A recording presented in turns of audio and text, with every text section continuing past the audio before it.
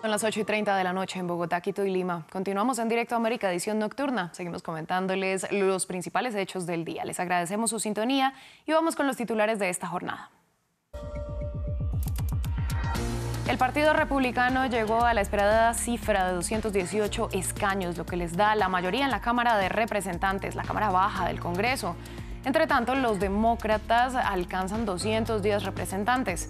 El recién confirmado líder de los republicanos, Kevin McCarthy, sucedería a Nancy Pelosi en el tercer cargo de mayor importancia política en Estados Unidos. Tenemos reporte. Polonia y la OTAN defendieron que el misil de fabricación rusa que impactó suelo polaco fue disparado por Ucrania, pero añadieron que la responsabilidad final es de Moscú por la guerra que libra en territorio ucraniano. Washington apoya la versión, mientras que Kiev desmiente que haya lanzado el proyectil. Con una calurosa bienvenida fue recibido el presidente electo de Brasil, Luis Ignacio Lula da Silva, en la Conferencia Climática de Naciones Unidas en Egipto. El mandatario se pronunció a favor de proteger la Amazonía y señaló que es una clave para que exista seguridad climática en el planeta.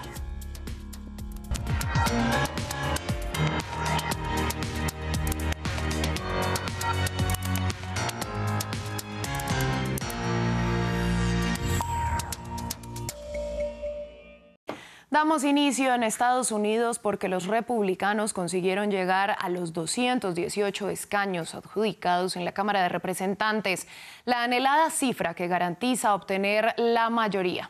De esta forma, los rojos se hacen con la Cámara Baja del Congreso, en donde los demócratas obtienen por ahora 210 escaños.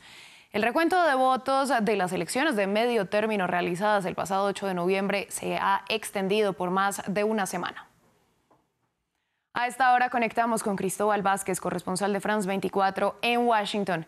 Cristóbal, ¿qué implica que los republicanos se queden con el control de la Cámara, pero los demócratas tengan el control del Senado con las cifras actuales?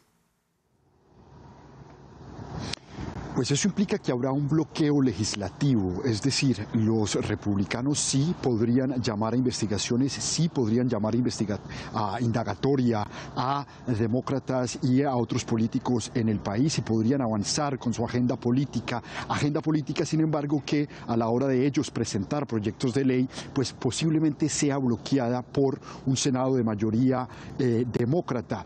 Podrían pasar, por ejemplo, en esta agenda demócrata que tienen los republicanos, se incluye temas, por ejemplo, como recortes en el gasto del gobierno. Se incluye también esta agenda republicana temas como avanzar en la exploración petrolera y también en implementar otra vez códigos fiscales y códigos tributarios que venían de la época del expresidente Donald Trump. Sin embargo, pues esta agenda será posiblemente bloqueada por esa mayoría demócrata, aunque tienen entonces la posibilidad de investigar, tienen entonces la posibilidad de llamar indagatoria, no van a poder avanzar mucho su agenda, dado que los demócratas tienen el Senado. Este es el fin también de posiblemente Nancy Pelosi como presidenta de la Cámara de Representantes, teniendo en cuenta que pues ya fue aprobado de forma interna el nuevo presidente de la Cámara de Representantes, Kevin McCarthy. Bueno, ya usted lo estaba mencionando y sabíamos que si se lograba esta mayoría republicana, lo más probable era que Kevin McCarthy reemplazara a Nancy Pelosi como presidente de la Cámara de Representantes. ¿Qué falta entonces para que McCarthy sea confirmado? Pues habrá una votación en pleno, es decir, los 435 congresistas nuevos se reunirán la primera semana de enero para confirmar a Kevin McCarthy. Tendrán que Kevin McCarthy asegurar al menos 218 votos para confirmarse en el cargo de presidente de la Cámara de Representantes. Y este punto es importante porque en la votación interna del Partido Republicano, 188 republicanos apoyaron a Kevin McCarthy en contra de la persona que era el contrincante para quedarse también en la silla de presidente de la Cámara de Representantes, y 38 congresistas republicanos votaron en contra de Kevin McCarthy. Esto muestra que nuevamente hay una división interna en el Partido Republicano, pero muestra que Kevin McCarthy no se puede dar el lujo de perder muchas sillas en esta votación en plenaria, muchos escaños, teniendo en cuenta además que los demócratas claramente van a votar en contra de Kevin McCarthy, en contra de su candidatura ya confirmada por los republicanos, pero entonces pues le queda un trabajo bastante arduo a Kevin McCarthy en las próximas semanas para asegurar estos 218 votos que necesita para poder ser confirmado como presidente de la Cámara de Representantes. Cristóbal, a usted muchas gracias por esta ampliación. Estamos pendientes de lo que ocurra en Estados Unidos y justamente seguimos en este país porque una corte federal concedió este miércoles al gobierno un periodo de 5 semanas para prepararse antes de la suspensión del título 42, una norma que permitió la expulsión de migrantes irregulares por motivos sanitarios durante la pandemia de COVID-19 y que aún está vigente. Para analizar esta información conectamos con Ariel Ruiz, experto en políticas públicas del Instituto de Políticas Migratorias con sede en Washington, D.C. Bienvenido a France 24. Cuando Joe Biden llegó a la presidencia, una de las grandes esperanzas fue el levantamiento del título 42, una de sus promesas. ¿Qué ha pasado en estos 2 años de gobierno?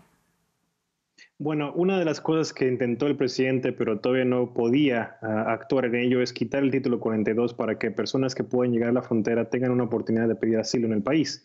Si bien lo mencionó como una de sus campañas, al final del día, republicanos y algunos demócratas le impidieron hacer esto y por eso las cortes y tribunales se han documentado en este caso.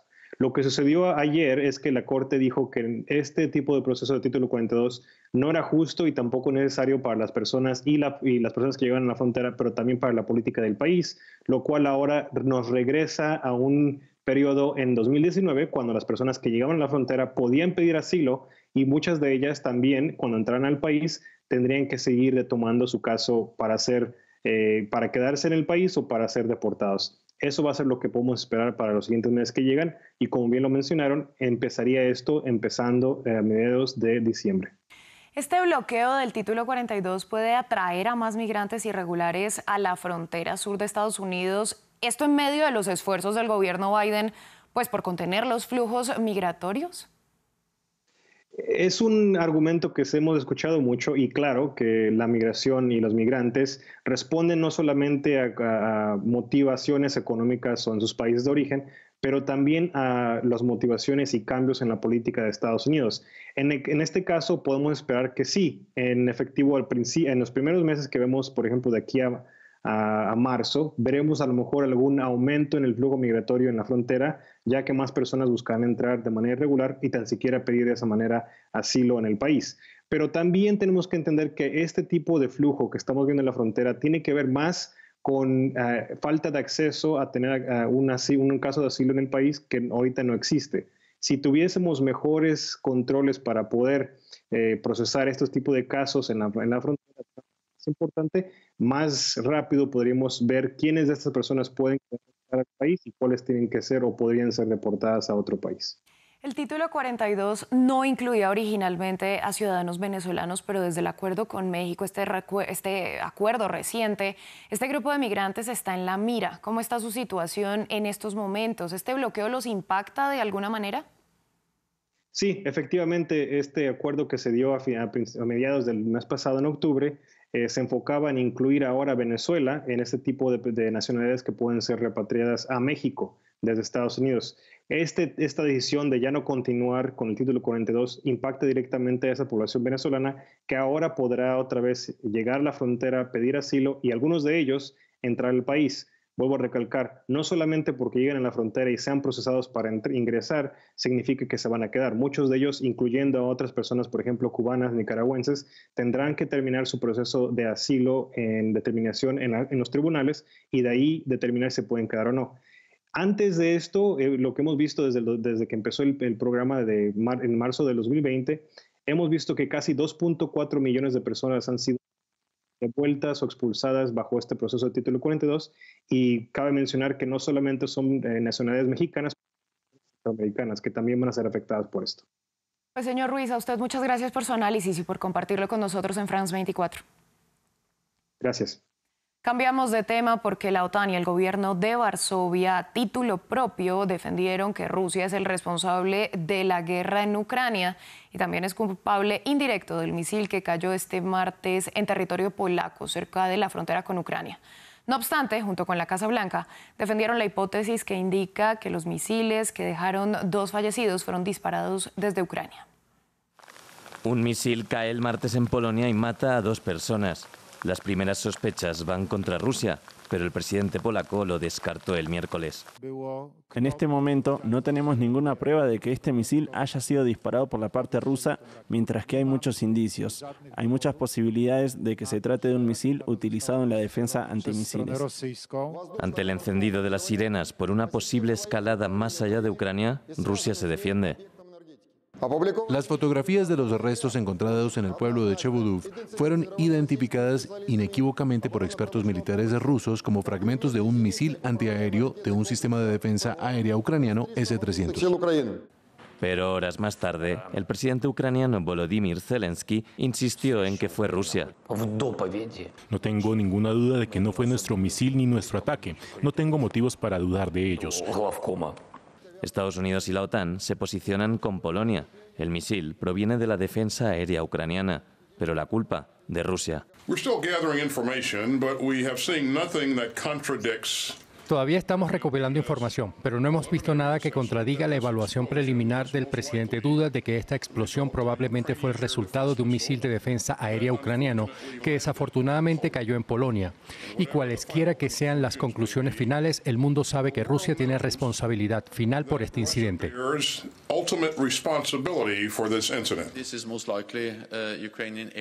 Lo más probable es que se trate de sistemas de defensa aéreo o misiles ucranianos, pero nuevamente, esto no es culpa de Ucrania. Rusia es responsable de lo que sucedió ayer en Polonia.